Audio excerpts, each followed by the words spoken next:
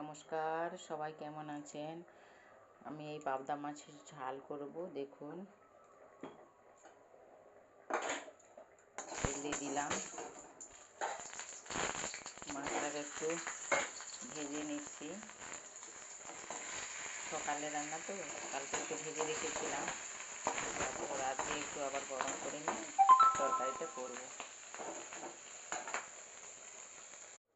দেখুন, মাছটা ভাজা হয়ে গেছে, তুলে রেখে দিয়েছি। এবার কড়াই তেল দিয়ে দিয়েছি,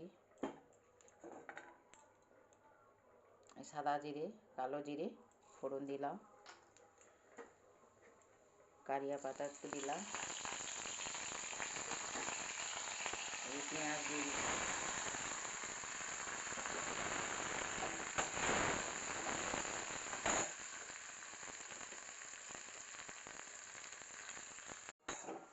এই দেখুন একটু লঙ্কা দিয়ে দিচ্ছি, লঙ্কা গুঁড়ো, হলুদ গুঁড়ো,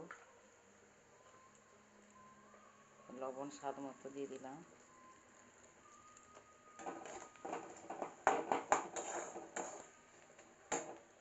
এবার বেটে রাখা সর্ষে, টমেটো, পোস্ত এগুলো দিয়ে দিচ্ছি।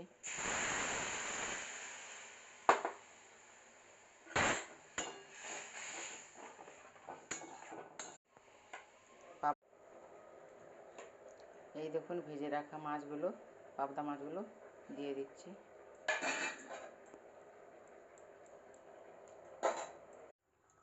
আমার পাবদার মধ্যে ঝাল হয়ে গেছে। এই লাস্টে একটু গরম মশলা দিয়ে দিলাম, হয়ে গেছে।